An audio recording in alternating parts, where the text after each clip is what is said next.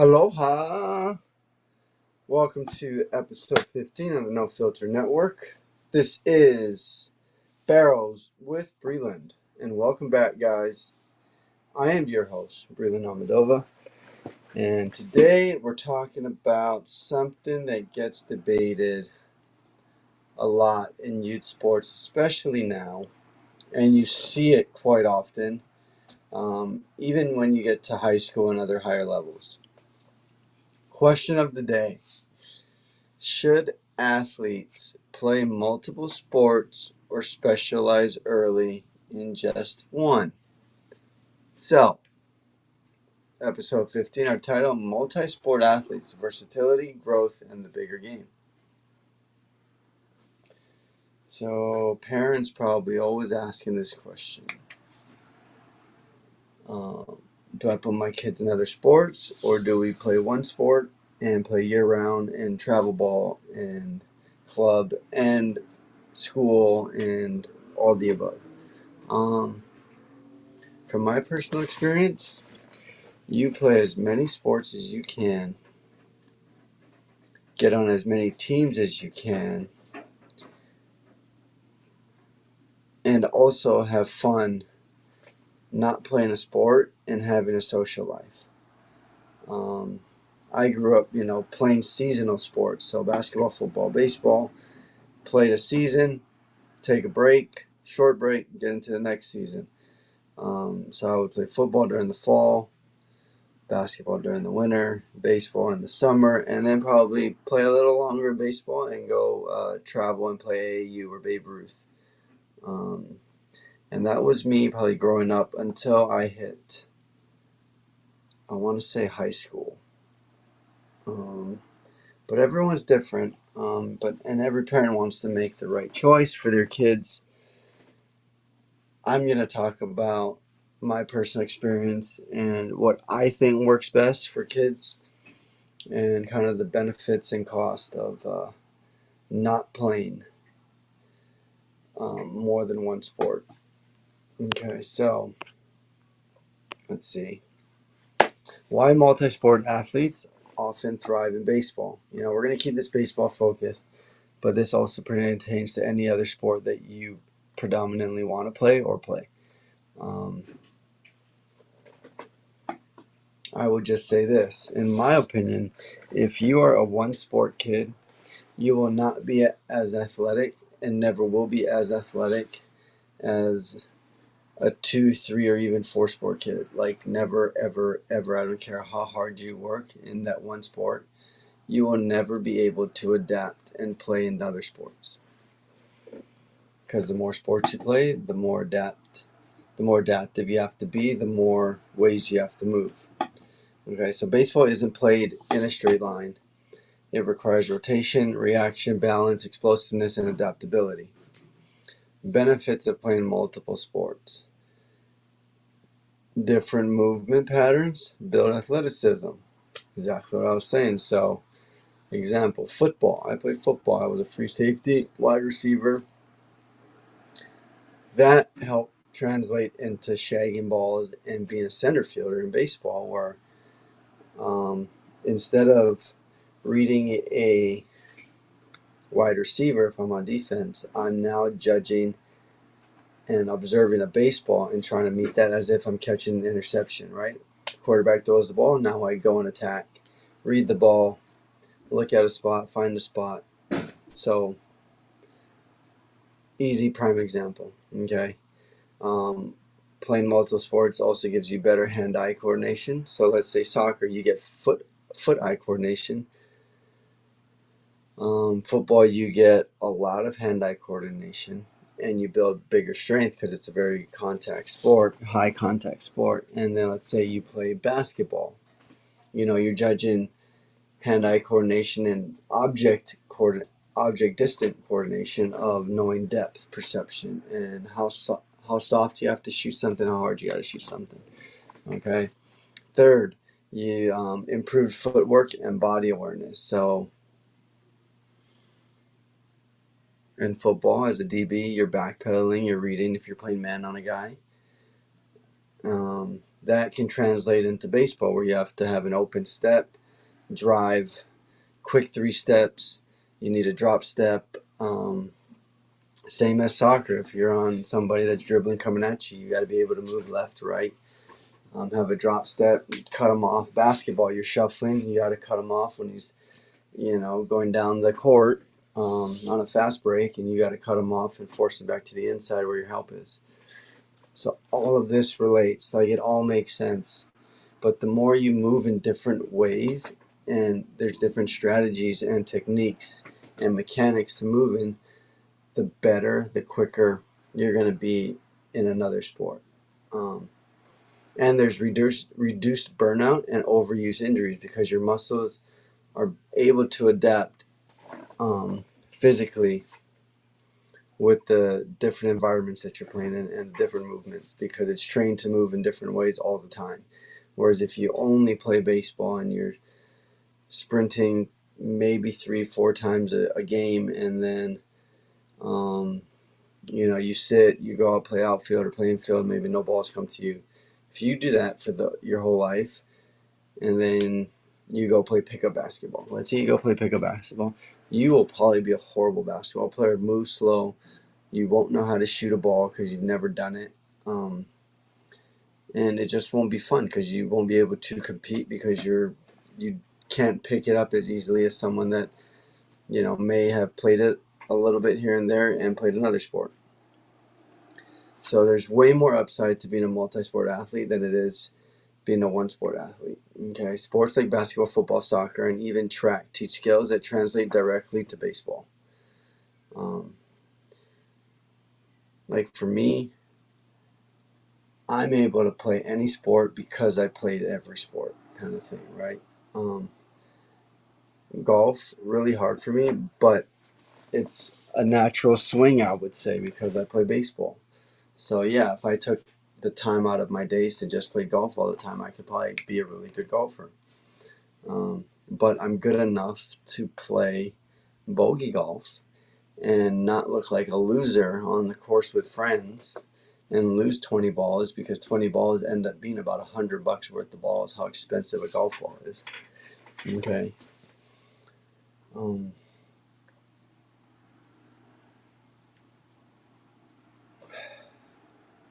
Guys, it's like there really shouldn't be a debate on whether or not you play one sport or multiple sports. We'll later get into it where parents, like in the baseball world, only want their kid playing baseball, playing travel ball, being on all the scout teams, perfect game, because they're so worried and just want their kid to exceed and succeed so well in baseball because they're like hoping for that major league contract. Well, facts is less than 1% of anyone that ever plays baseball even makes the big leagues. So you'll have a better chance and more opportunities the more athletic your son is, because then he can adapt to different positions as well on the baseball field. So, like I've said before, actually, baseball players aren't built in cages. They're built through movement. The better you move as a baseball player, the more success you will have and the longer you can play. The mental advantages of playing multiple sports. Okay, you learn new rules, which improves your adaptability, your knowledge of different sports. I mean, that's a pretty cool attribute to have. Like most people that play one sport, they watch basketball and they're like, what is this sign? Or what does this mean? Or what does this mean? Everyone thinks it's the stupid 6'7". So dumb. In football, some people don't even know what the yellow flag stands for, right? A flag is always there's a penalty on the field. They don't know what this is. When you go two hands, that's intentional grounding. Or you go personal foul, roughing the passer, right? So like that's a big thing. Like just playing multiple sports, you just get to know all the rules of sports. So if you're living in a sports world, you have more in common with other friends and other people when you go and watch those games. Adjusting to different coaching styles builds humility. Every coach in every sport has a different coaching style. And the more coaches you have, the more you can pick and choose from each coach and put that together in one sports playbook for you. The more you can learn from different coaches, different styles, the better player you become, and the more tough, the more mental strength, and the more physical strength you gain. Okay. Like for me, I grew up with my dad coaching, then I got into middle school and high school, and I had a bunch of different coaches, and then in college another coach, and then in minor league ball I had 4 coaches, and then independent ball I went over. It's been about 7, 10 coaches, and I've learned something from each coach because they all have a different style. No coach coaches the same. The only thing every coach has in common for the most part is they want to win, right? Coaches can only have a job if they win. If you don't win, you're not going to coach, unfortunately. Now, if you're in Little League, rec play, or your 10 and under league, winning doesn't matter. It's about developing. But you can also learn as a player, learn how to learn the different styles of coaches and how they develop players. So when you get older, you have the wisdom and the knowledge, and can pick from each coach your own style of coaching. If you decide to coach or coach your own kids or share the knowledge with other kids, right? 3, playing under different pressures sharpens mental toughness. So everyone wants to hit a 3-pointer to win a game in basketball. Everyone wants to score a long touchdown in football, or kick a game-winning field goal in football, or have the interception in football that secures the win. In baseball, everyone wants to hit a walk-off hit or walk-off home run or strike out the side or have a complete game, perfect game, no-hitter. In soccer, you want to be the one that gets that header goal with not much time left, or penalty kicks, you're the one that wins it for the team, right? There's all these pressure situations in different sports that helps you just gain the experience of pressure situations and your body moving in different ways and your mind and body connecting in different ways. And that's what sharpens and creates mental toughness. Because the more experience you have in different sports with adversity, the tougher you're going to be, because it's like, even though it's a different situation in one sport, at least that pressure is still the same because everyone's scared to fail. But you're dealing with a lot of failure in every sport. And because baseball is all failure, or at least 70% failure, other sports have a higher success rate. So dealing with that and then going to baseball, it can be tougher, but baseball can definitely help with the mental toughness. And then you go to basketball, it's like, well, I can shoot the ball as many times as I want. It's not like I struck out and I have to sit down and wait for 8 other guys to hit before I hit. So like it's mind games. Being able to having the privilege to play multiple sports, it creates mental toughness, and then you start playing these mind games in your head in these situations and these scenarios that help you overcome certain adversity in every sport. Losing and winning in different environments creates perspective. Basically what I was kind of saying towards the end of my last statement. Losing and winning in different environments creates perspective. Every sport you'll have a different perspective of a win or a loss.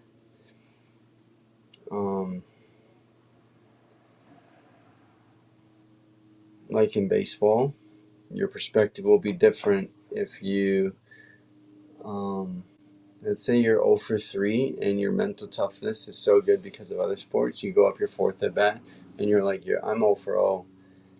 I still have one more bat. That's creating a different perspective, a positive perspective, and optimism.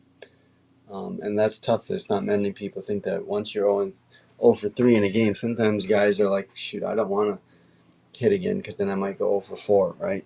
Or in basketball, let's say you are 1 for 10 the whole game and coach still relies on you to shoot the game-winning shot. Are you going to do it because coach has faith in you, which means you should have faith in yourself and you've always been the leading scorer and the go-to guy, or are you going to crumble and be scared to do it? I mean, Michael Jordan kind of said it best. You can't score unless you try, right? Like, he's missed more shots than he's hit the game winners. So want the ball, be the guy that wants to win the game. That creates confidence, and that creates mental toughness, because when you lose, you'll know that feeling deep inside, and you'll never want to feel that again. So you'll work harder, you'll work at your crafts, right? Like, let's say you miss a free throw, and that would have put you up by 2 instead of 1, and the other team goes down and scores, and you lose the game by 1. You build this discipline and this want to attitude of, you know what, I'm going to shoot 20 free throws in a row every day before I leave the gym. That kind of mentality is what separates good, great, and elite athletes. So when playing multiple sports, you learn how to learn, you gain knowledge, you gain experience, and that's a skill that will last forever. All right, playing with different teammates and building relationships. Another reason why we want to play as many sports as possible until about college, where we're stuck on the same team for 4 years with the same guys. Seniors are leaving, but you're growing up with that same class that's coming in, right? You're being raised, you're growing with them, you're learning. But playing with different teammates and building relationships is what being a kid and growing up to being a man or a woman is about. All right, this is exposure to different personalities. You got to learn about people. You got to learn what you like and don't like in people. You got to see people's perceptions and their perspectives, and you're able to put yourself in their shoes. And not everyone is raised the same way. Not everyone has the same opportunities as you. Not everyone has the same parents. So like the exposure to just learning about people is what life's about. That's what being a human's about. We're here to learn about people and to bring value into other people's lives. Okay. 2, you learn about communication styles. Some are introverts, some are extroverts, some are visual learners, some read better, some write better, some see better. There's so many communication styles, and that helps you communicate better in life as you get older. Maybe one kid doesn't talk so much, and you have to talk a certain way to that teammate. Another one, he talks too much, and maybe that's just where you shut your mouth and you just listen, right? God gave us 2 ears and 1 mouth because He wants us to listen twice as much as we speak. So the most important communication style is listening. Listen more than we speak. You might have somebody that's deaf, and you have to learn sign language. That's another way. I've actually played with a couple of deaf people, and you either have to pronounce your words like very well, or you have to learn a little bit of sign language. I know letters like FUCKYOU. Hey, I think this is thank you. I think. I'm not sure, but I learned that in Costco the other day. That was cool. Okay, so we learn different ways to communicate with teammates. Some you got to be a little softer spoken, and some don't take criticism as well. So there's so many different ways. Even as a coach, some can take the yelling in front of players. Some of them you're gonna have to take them aside, maybe after practice, after the game, and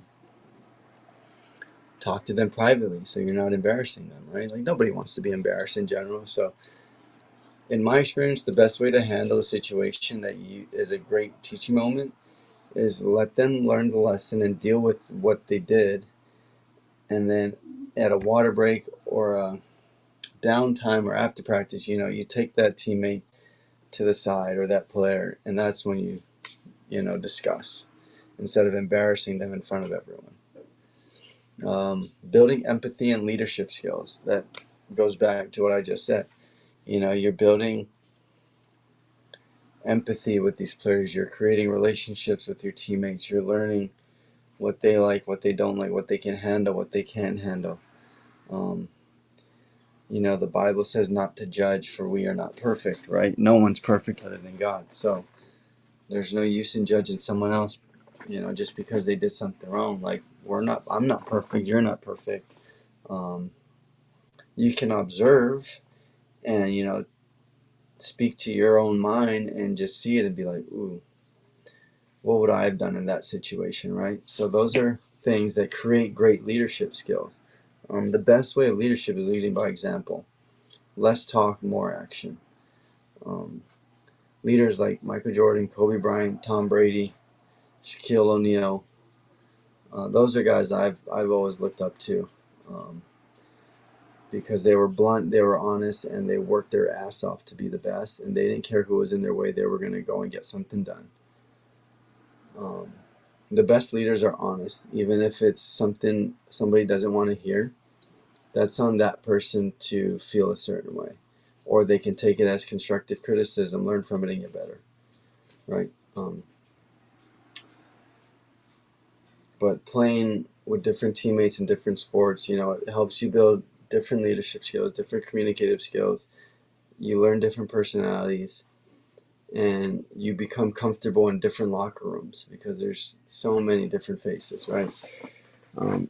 And the best part, the biggest thing is your network in your life, your social network is so big. Like, you'll never know when you're going to need help from someone. So always just be a good teammate. Be kind. You don't have to be nice. Be kind with standards. Okay, if you don't like something, you say, look, I don't like it. Okay, but always be prepared that there's consequences for actions. So do the right thing.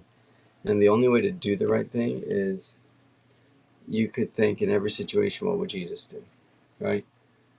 That's the best way, I like to say. Even my mom has said, if you have nothing nice to say, don't say it. And I've learned my lessons many times with that. But we move on. We keep trusting the path, and God's got a plan. Okay. Some of the most important lessons in sports don't happen on the field. They happen in conversations, bus rides, and shared struggles. It's the team bonding. More teams, the more bonding, the more you learn. Okay. So the pros and cons of year-round baseball.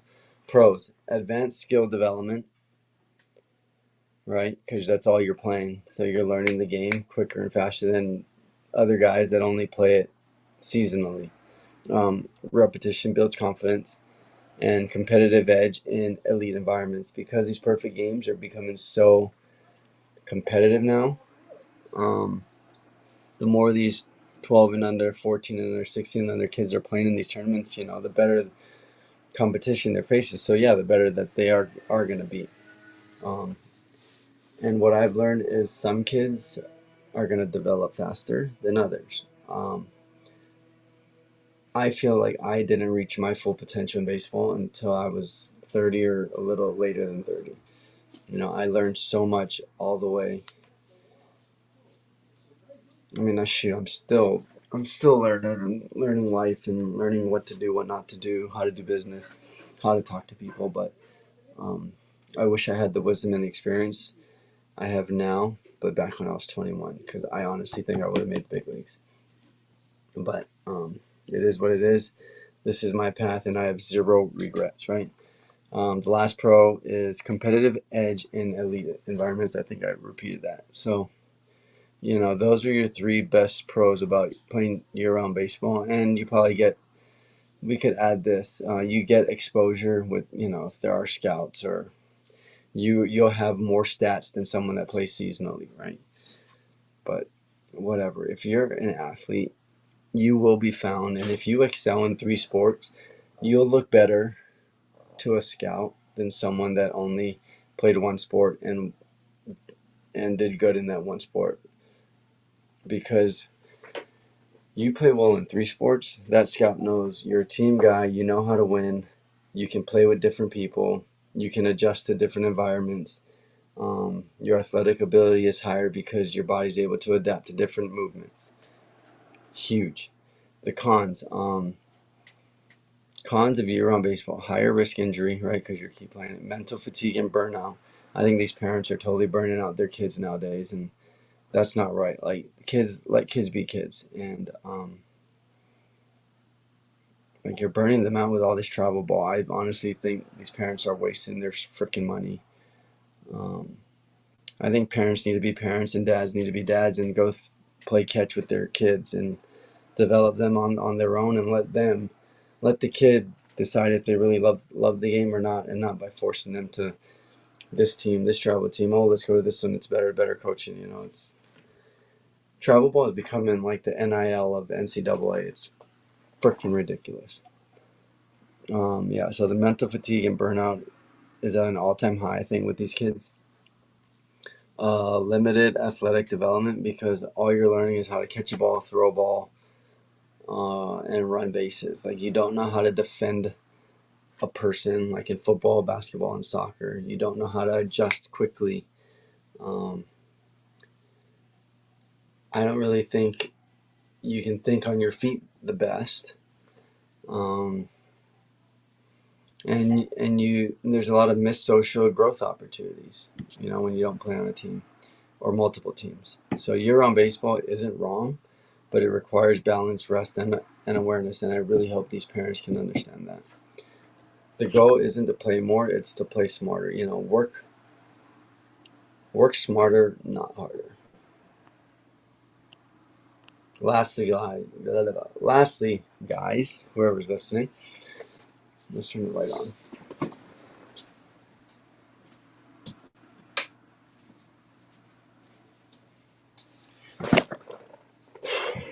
Let there be light. All right. Lastly, guys, finding the right balance. So younger athletes benefit from variety. As you mature, specialization can increase. So as you mature and get older, you might find your niche sport, that you enjoy more or you're better at. Everyone's better in at least one sport if they play multiple. There's always that one that somehow they just exceed better in. For me, I didn't exceed in baseball until my senior year. Overall, I thought I was a better football player, and it was more fun to hit people and get interceptions, and there's always a chance on defense that you're in every play, whereas baseball, everyone just wants to hit the ball, but you have to wait 8 turns before you get a hit every time. So baseball was kind of my second option. Basketball was my third, and I wish there was pickleball in high school because I would have played pickleball. But anyways, the more sports you play, you'll end up learning what sport you're the best at. The more you mature and grow, but you'll only know because you're able to gain the athletic ability and the versatility by playing multiple sports, right? So in the off season should still include movement and not just baseball swings, right? Like, maybe go play pickup basketball. Maybe go play pickleball. Maybe go play 2-hand touch football at the beach. I mean, any athletic competition you can get into other than your sport, even if you play wiffle ball, that even helps. But any athletic competition, sports competition you can get into in your off season, the better you're going to be.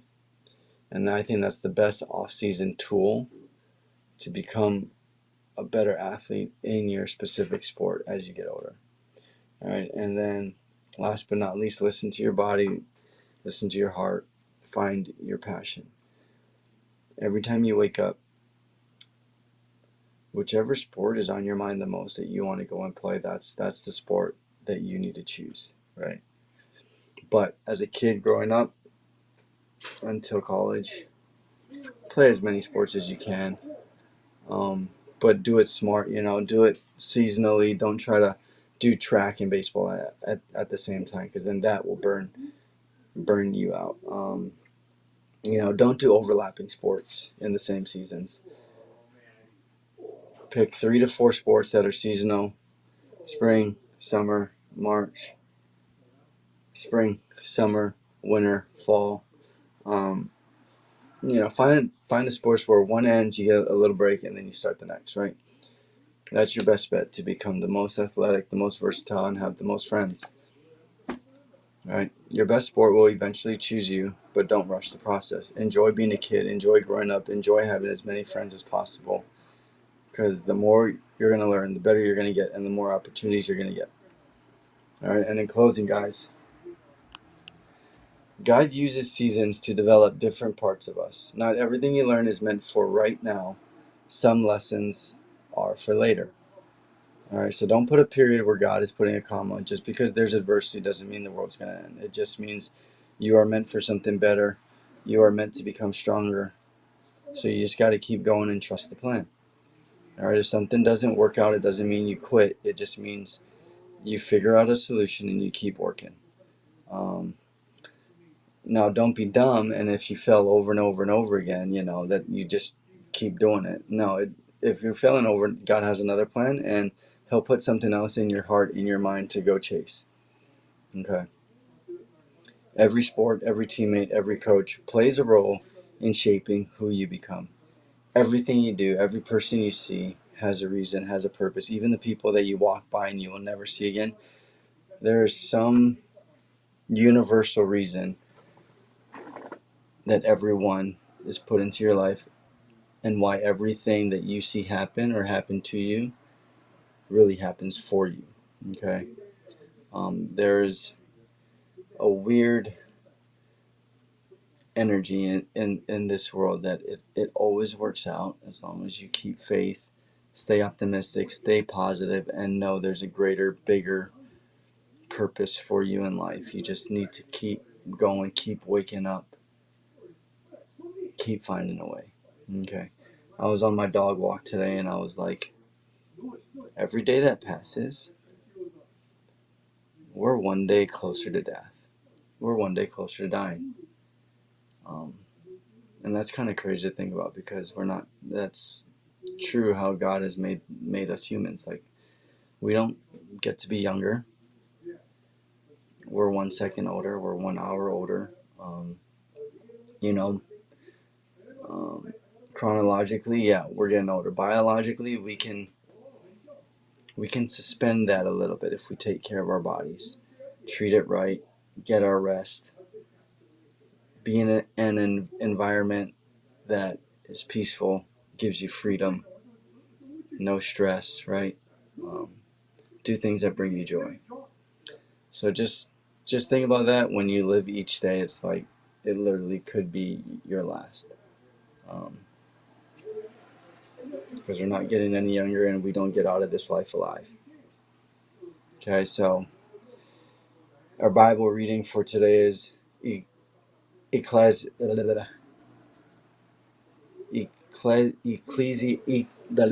right, here we go. Ecclesiastes chapter 3, verse 1. There is a time for everything and a season for every activity under the heavens. Eternal life is waiting, guys, but we're not done yet. Keep stacking days, and the best is yet to come. Trust the season you're in, grow where you're planted, and let God shape you into more than just a player, but into a person of purpose. Mahalo. Like, subscribe, YouTube, drops on Spotify. Episode 14 dropped on Spotify and on YouTube. Share, like, comment. Appreciate you guys. Love you guys. Instagram, _Smoothie King. Alkaya is launching soon. Creatine plus electrolytes. Performance, recovery, hydration, all in one. Pure, clean, natural. Strength within, power beyond. Mahalo, guys. God bless. See you next time.